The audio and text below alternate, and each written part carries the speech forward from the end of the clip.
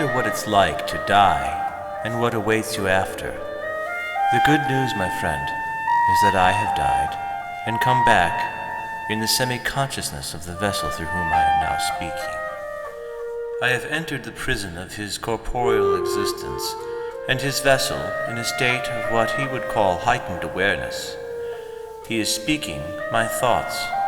I exist in another dimension. In this plane, the identity that I was, the person, with all its history, its memories, its ego, is gone.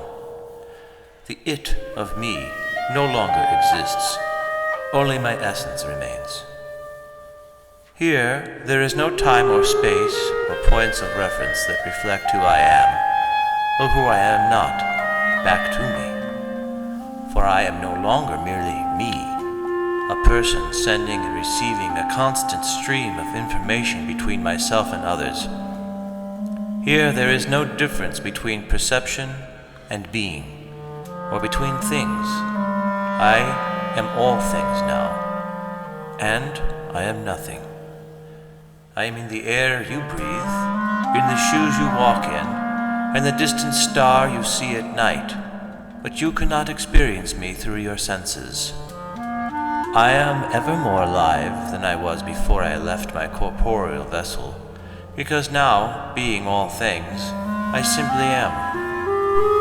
What I've given up to become this that I am now is the memory, the identity, the attachments of and to what I was before, the very things I feared most losing, the things those of you still living created, great religions, magnificent artwork, the stories of your lives, in order to keep from losing.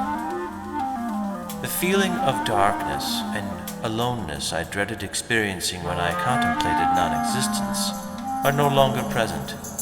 And, thankfully, the darkness and aloneness themselves were never realized, for I will, and always have, existed the way I am.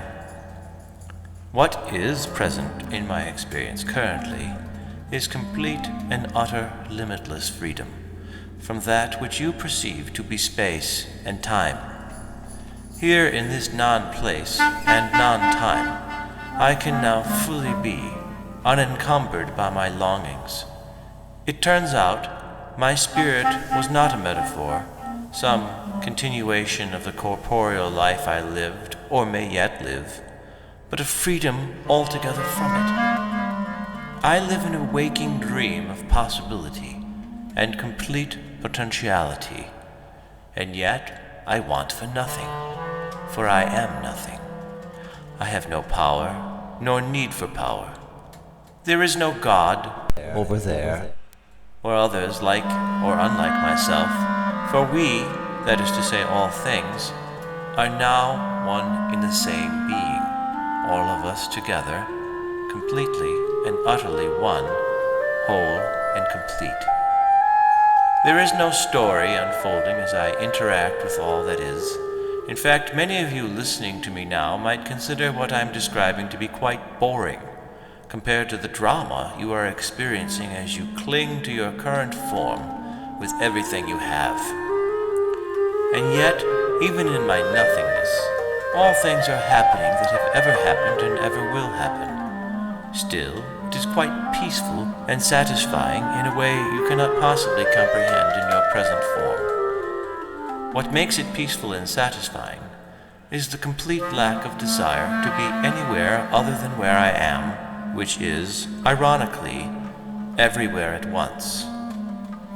You cannot know me now or have contact with me in your present form, though many of you claim to have done so, including this vessel through which I am now speaking. But there are those among you who may experience moments, flashes of truth, where you will have a glimpse into my limitless way of being. These moments are not necessarily special and require no extraordinary gift or talent or study or special power. They are happening all the time, but you rarely notice them because you are distracted by your form and your longing to know other forms, which will not truly be possible until you join with me. That which you call faith is an attempt to attach what you know to that which is unknowable, and this explains the angst you feel in your corporeal existence. But please don't be in a hurry to transcend into the existence I am now describing, for it is in your present form where you are preparing and heightening your appreciation of our true existence together, which has always been and always will be, even as you experience the confinement of your corporeal journey.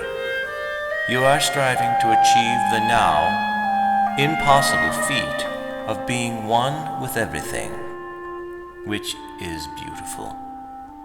So live, enjoy your life, make the most of it, create all the meaning you can, get religion, get better, fail, succeed, hope.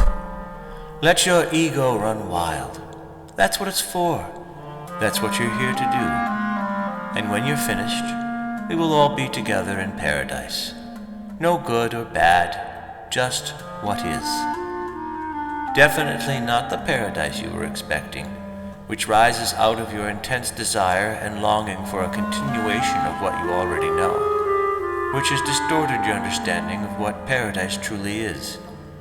Trust me, this paradise is much better, and your admission is certain.